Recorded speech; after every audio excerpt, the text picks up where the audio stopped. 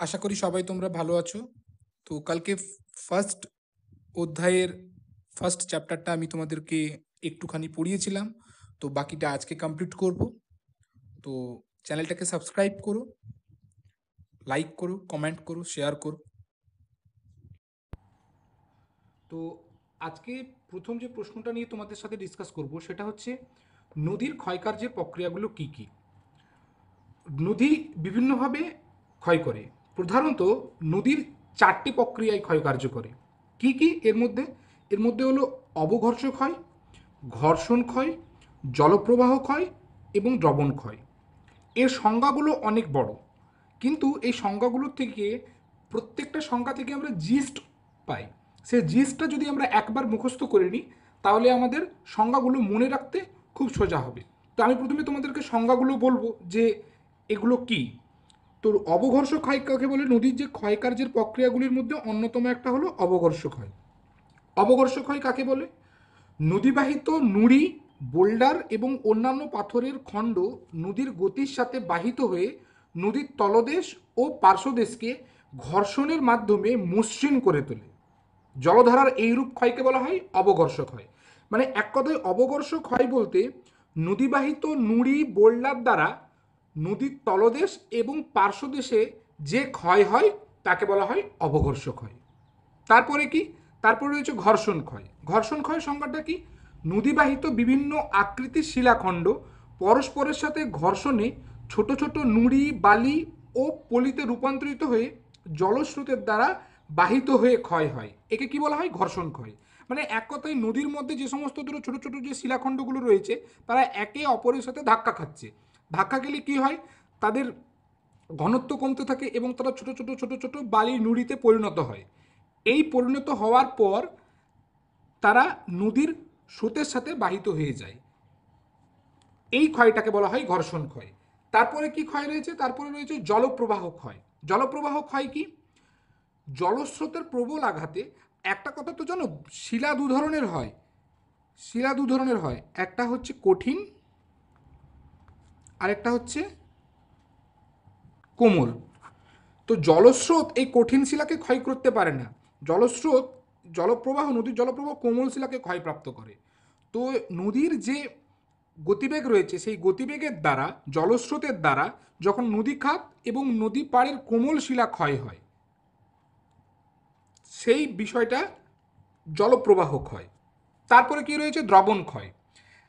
দ্রবণ ক্ষয়টা কি জিনিস?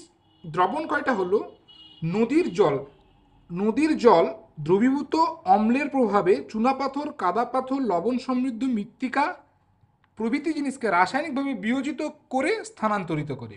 একটা কথা তোমরা জানবে, কলিচুন বাড়িতে আগেকার দিনে বা এখনের শহরতলিতে বলবো না, গ্রামের দিকে গেলে দেখতে পাবে যে বিভিন্ন বাড়িতে, বিভিন্ন মাটির বাড়িতে চুন দিয়ে রং করা হয়। তো রং করার আগে চুনটাকে জলে ভেজানো হয়। তো জলে ভেজানোর সঙ্গে সঙ্গে জলের সাথে যখন চুনটাকে ভেজানো হয় তখন সেই জলের সাথে চুনটাকে ভেজালে কি হয়? গরম, গরম হয়ে যায় জলটা এবং বুদবুদের আকারে ফুটে ফুটে বেড়ায়। তার মানে বিষয়টা কি? চুনের সাথে জল যখন মেশে তখন বিক্রিয়া সৃষ্টি করে, বিক্রিয়া হয় তখন। এই বিক্রিয়াটাই হচ্ছে কি? দ্রবণ ক্ষয়।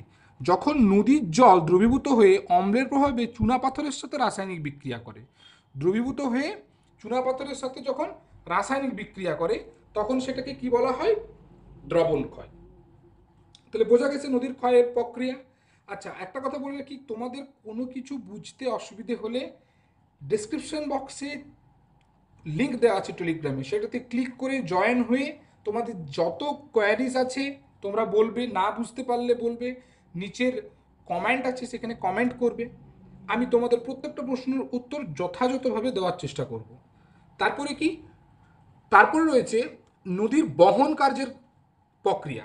একটা হলো কি নদীর ক্ষয় কার্যের প্রক্রিয়া, আরেকটা হলো কি নদীর বহন কার্যের প্রক্রিয়া। নদীর বহন কার্যের প্রক্রিয়াগুলো কি কি? নদীর বহন কিভাবে করে? ক্ষয় যেমন চারটে পদ্ধতিতে করে, নদী বহনও চারটে পদ্ধতিতে করে। কি কিভাবে করে দেখো। নদী বহন কি কিভাবে করে? এক, দ্রবণ প্রক্রিয়া, ভাসমান প্রক্রিয়া, লম্ফদান প্রক্রিয়া, টান বা আকর্ষণ প্রক্রিয়া। বোঝা গেছে নদীর তাহলে বহন কোন কোন প্রক্রিয়ার মাধ্যমে করে? দ্রবণ প্রক্রিয়া, ভাসমান প্রক্রিয়া, লম্ফদান প্রক্রিয়া এবং টান প্রক্রিয়া। তো দ্রবণ প্রক্রিয়া কি? নদীর জল দ্রবীভূত অম্লের প্রভাবে চুনাপাথর, জিপসাম প্রভৃতি শিলায় বিয়োজিত হয়ে বাহিত হয়। দ্রবণ প্রক্রিয়ায় কি বললাম? দ্রবণ প্রক্রিয়া, দ্রবণের ফলে কি একটা বড় অংশ বা বড় যে কোনো জিনিসের ভূমিরূপের খণ্ড সেটা ক্ষয়িত হয়ে কি ছোট ছোট খণ্ডে বিভক্ত হবে, ফলে নদীর জলস্রোত সেটাকে বহন করতে সুবিধা হবে।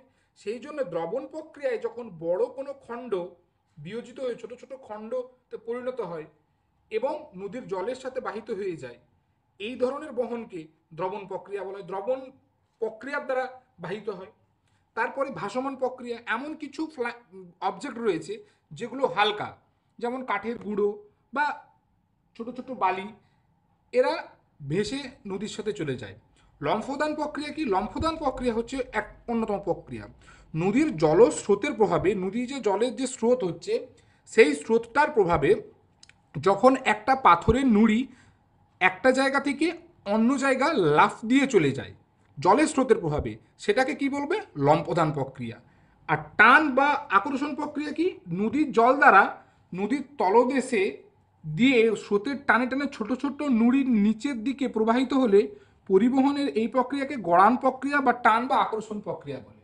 মানে ভূমির প্রাথমিক ঢাল অনুসারে নদী বয়, এইখানে যদি একটা পাথর থেকে থাকে সে স্বাভাবিকভাবে এই ঢালের অনুকূলে সে বয়ে যাবে, এবং এই বয়ে যাওয়াটাই জলের সাথে যেহেতু এটা বয়ে যাচ্ছে, নদীর জলের সাথে জলস্রোতের সাথে যেহেতু এটা বয়ে যাচ্ছে, সেই জন্য এটাকে টান বা আকর্ষণ প্রক্রিয়া আমরা এটাকে বলবো।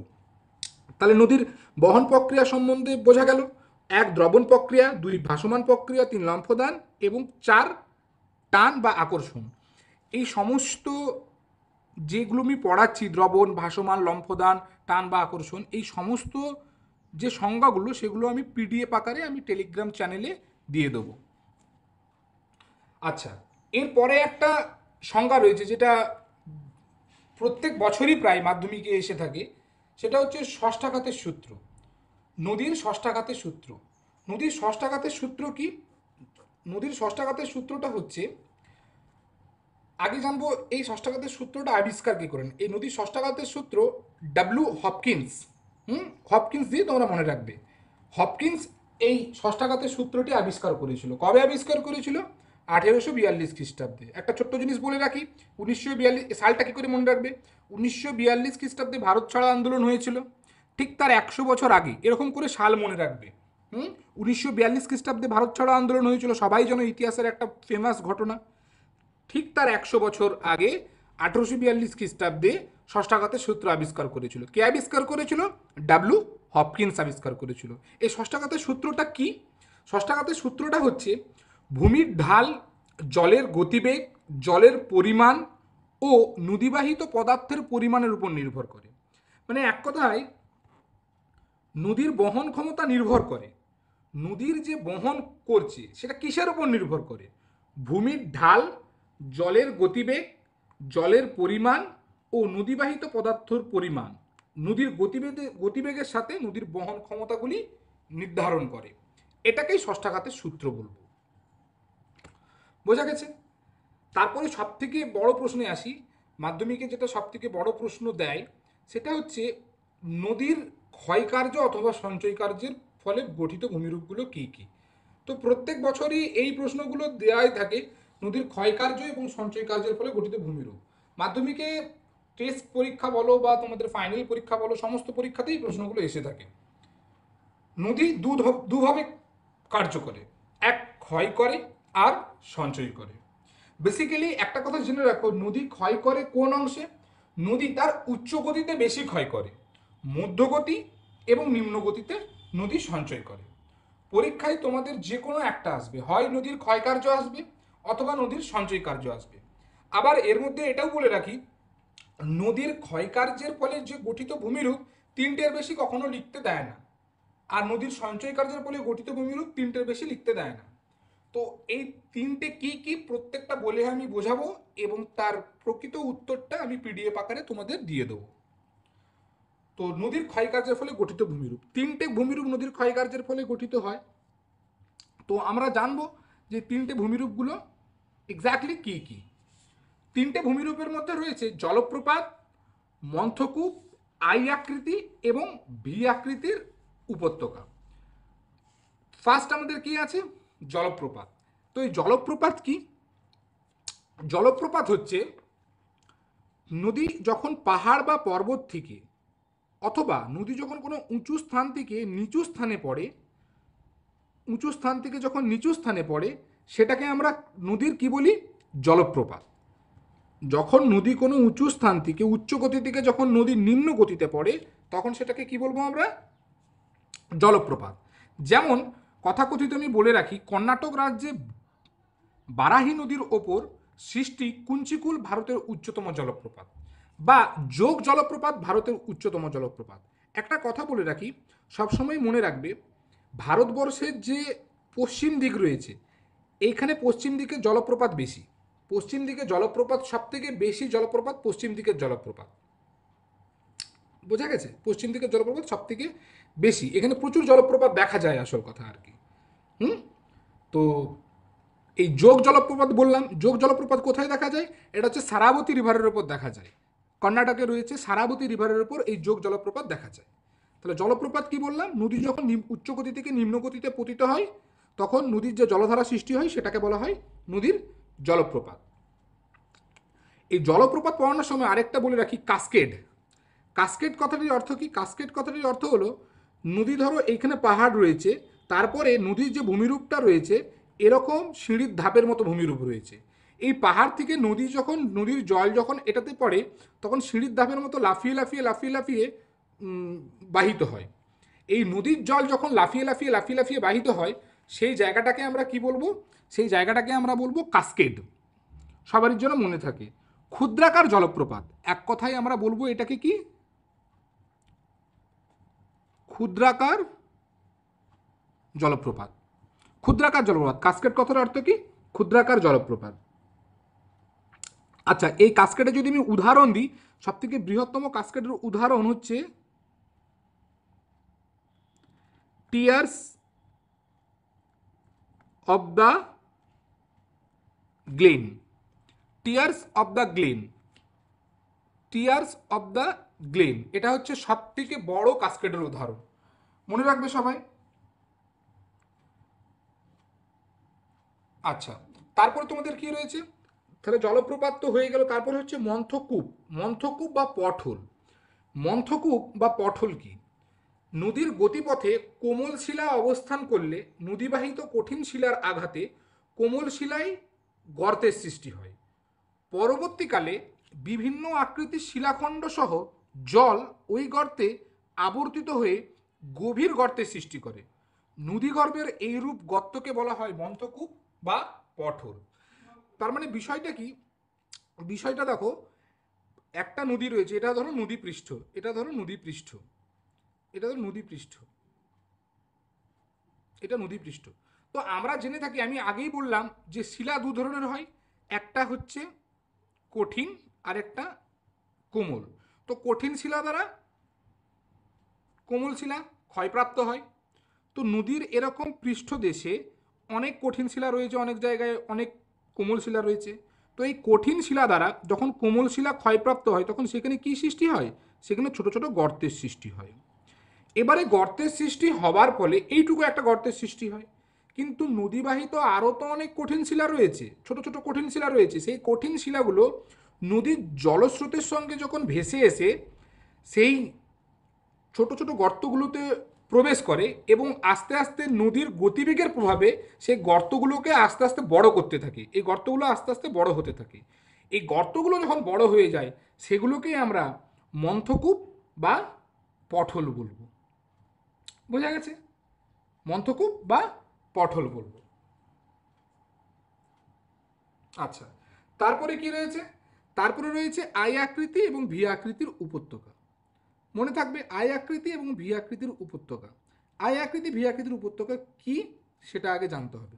কেমন হয় দেখো এদের শেপ। আই আকৃতির উপত্যকা ঠিক দেখতে এরকম হয়।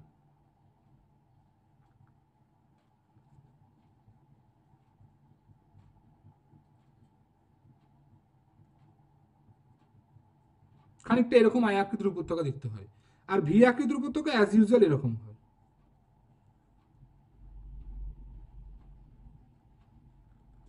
এরকম হয় ভি আকৃতির উপত্যকা। কিভাবে সৃষ্টি হয় সবসময় মনে রাখবে, আই আকৃতির উপত্যকা নদীর উচ্চ গতিতে সৃষ্টি হয়, ঠিক। আর ভি আকৃতির উপত্যকা, এটা আই আকৃতির উপত্যকা, আর এটা ভি আকৃতির উপত্যকা নদীর নিম্ন গতিতে সৃষ্টি হয়। আই আকৃতির উপত্যকা কাকে বলে? পার্বত্য প্রবাহে ভূমির ঢাল বেশি হওয়ার জন্য নদী প্রবল বেগে প্রবাহিত হয়। নদী প্রস্তরখণ্ড ক্রমাগত নদীর তলদেশে আঘাত করতে থাকে এবং অবঘর্ষ প্রক্রিয়ায় যে সংকীর্ণ এবং গভীর উপত্যকা সৃষ্টি হয় সেটাকে আই আকৃতির উপত্যকা বলে। বোঝা গেছে? দেখো, আই আকৃতির উপত্যকা কি? আমরা যে একটু আগে বলছিলাম যে নদী যখন ওপর থেকে উচ্চ জলপ্রপাত যখন পড়াচ্ছিলাম, উচ্চ গতি থেকে যখন নিম্ন গতিতে পড়ে তখন জলপ্রপাতের সৃষ্টি হয়। এবং এই জলপ্রপাত সৃষ্টি হওয়ার ফলে, এটা ধরো ভূমি রয়েছে, এখান থেকে নদীটা পাহাড় থেকে বেয়ে এখানে পড়ছে, তাহলে এখানে কি, এখানের যে মৃত্তিকাটা রয়েছে সেটাকে কি হচ্ছে, সেটাকে ক্ষয় করছে, মৃত্তিকা রয়েছে বা ভূমিরূপ রয়েছে, তারপরে কি সংকীর্ণ ক্ষয় করছে, সেটাকে কি বলবো? আই আকৃতির উপত্যকা।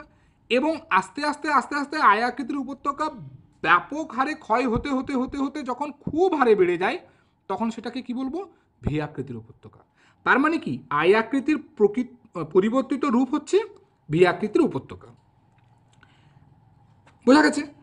এটা হচ্ছে তাহলে এই তিনটে জলপ্রপাত, মন্থকূপ, আই আকৃতি ও ভি আকৃতির উপত্যকা নদীর ক্ষয়কার্যের ফলে সৃষ্ট ভূমিরূপ। এরপরে আমরা কি পড়ব? এরপরে আমরা পড়ব নদীর সঞ্চয় কার্যের ফলে গঠিত ভূমিরূপগুলো কি কি। সঞ্চয় কার্যের ফলে গঠিত ভূমিরূপগুলো তিনটে রয়েছে। এক, পলল ব্যজনী বা পলল শঙ্কু। দুই, অশ্বক্ষুর আকৃতির হ্রদ। তিন, বদ্বীপ। তো পলল ব্যজনী বা পলল শঙ্কু কাকে বলবো? পার্বত্য অঞ্চল ছেড়ে মালভূমি বা মালভূমি ছেড়ে নদী সমভূমিতে প্রবেশ করা মাত্রই গতিপথের ঢাল হঠাৎ করে কমে যায় এবং কমে যাওয়ার ফলে নদীবাহিত বালি, নুড়ি, কাঁকর প্রভৃতি প্রস্তরখণ্ড পর্বতের পাদদেশে জমা হতে থাকে। ডায়াগ্রামিকে আমি দেখিয়ে দিচ্ছি।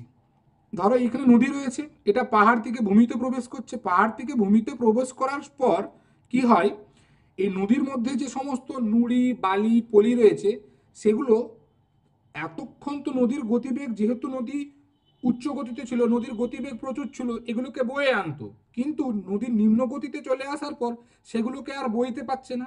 বইতে না পাওয়ার ফলে কি হচ্ছে, বইতে না পাওয়ার ফলে নদী যখন উচ্চ গতি থেকে নিম্ন গতিতে প্রবেশ করছে তখন পাহাড়ের কোলে এই নুড়ি, বালি, কাঁকর প্রভৃতিগুলো জমে যাচ্ছে এবং জমে যাওয়ার ফলে যখন পাখার মতো এরকম এক ধরনের ভূমিরূপের সৃষ্টি করছে সেটাকে আমরা পলল ব্যজনী অথবা পলল শঙ্কু বলে আখ্যা দিয়েছি। বোঝা গেছে? রকি বা আন্দিজ পর্বতের পাদদেশে, রকি বা আন্দিজ পর্বতের পাদদেশে এই ধরনের পলল শঙ্কু দেখা যায়। বোঝা গেছে? তারপরে কি, অশ্বক্ষুর আকৃতির হ্রদ। অশ্বক্ষুর আকৃতির হাত কি? অশ্ব মানে আমরা জানি কি, ঘোড়া। তো এই অশ্বক্ষুর আকৃতির হ্রদ কাকে বলে?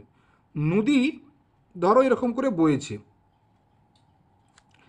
নদী এরকম করে ধরো বয়েছে, তো নদীর এরকম বহনের ফলে কি হয়, নদীর জলটা এখানে এসে এইখানে ডাইরেক্ট ধাক্কা মারছে, এইখানে ডাইরেক্ট ধাক্কা মারছে, কিন্তু নদীর বাঁক থাকার জন্য কি এরকমভাবে নদীকে যেতে হচ্ছে, কিন্তু দীর্ঘদিন এরকম ধাক্কা মারার ফলে নদী এরকম করে সোজাভাবে বইতে শুরু করে, তখন এই পাটটা এরকম করে খুলে চলে আসে, যেটা অনেকটা ঘোড়ার নালের মতো দেখতে লাগে। ঘোড়ার নাল মানে ঘোড়ার পায়ের মতো দেখতে লাগে, এরকম করে। এটা 3D পিকচার আমি তোমাদেরকে দেখালাম, এরকম করে খুলে চলে আসে। এটাকে আমরা কি বলবো? অশ্বক্ষুর আকৃতির হ্রদ। বোঝা গেছে? অশ্বক্ষুর আকৃতির হ্রদ। গঙ্গা নদীর নিম্ন অববাহিকায় অসংখ্য অশ্বক্ষুর আকৃতির হ্রদ রয়েছে, কারণ নদীতে এই যে বাঁক সৃষ্টি হয় এটা নদীর নিম্ন গতিতে সৃষ্টি হয়, এটা উচ্চ বা মধ্য গতিতে সৃষ্টি হয় না। তো এরকম বাঁকের ফলে নদী যখন জল এ পাশে জলপ্রবাহ এসে দীর্ঘদিন এখানে ধাক্কা মারে, ধাক্কা মারার পরে নদী সোজাভাবে বইতে শুরু করে, তখন যে মাঝখানের অংশটা এটা খুলে এখানে চলে আসে, বেরিয়ে যায়, একটা সেপারেট হয়ে যায়, তখন সেটাকে কি বলবো আমরা? অশ্বক্ষুর আকৃতির হ্রদ বলবো। এবারে কি আমরা জানি, বদ্বীপ। তাহলে বদ্বীপ মানে কি, যখন শাখা নদী, উপনদী প্রভৃতি একে অপরের সাথে মিশে যখন বাংলা অক্ষরের বয়ের মতো সৃষ্টি করে তখন সেটাকে কি বলবো? বদ্বীপ বা ডেল্টা। গ্রিক শব্দ ব ব বা গ্রিক শব্দ ভুল বললাম, বাংলার ব অথবা গ্রিক শব্দ ডেল্টার মতো যে ভূমিরূপ সৃষ্টি হয় তখন সেটাকে আমরা বদ্বীপ বলবো। বেসিক্যালি বদ্বীপ কোথায় দেখা যায়? বদ্বীপ দেখা যায় মোহনাতে। আর সব থেকে বড় বদ্বীপ কি? গঙ্গা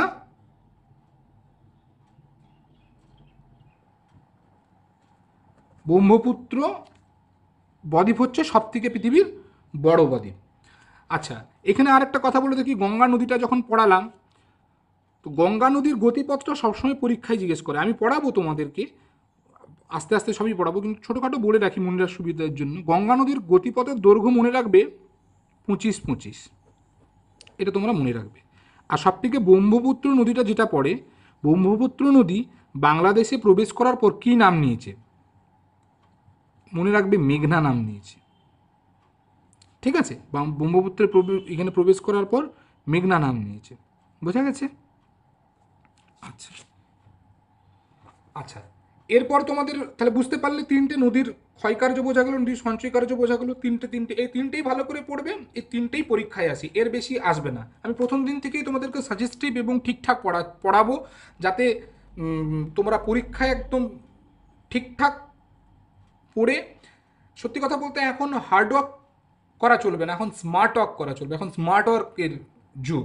তো আমি সেই হেল্প করার জন্যই তোমাদেরকে এত কষ্ট করে নিজে পড়াচ্ছি।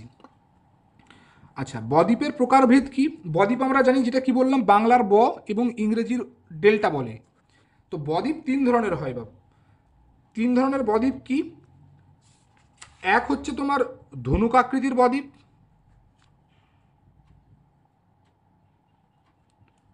দুই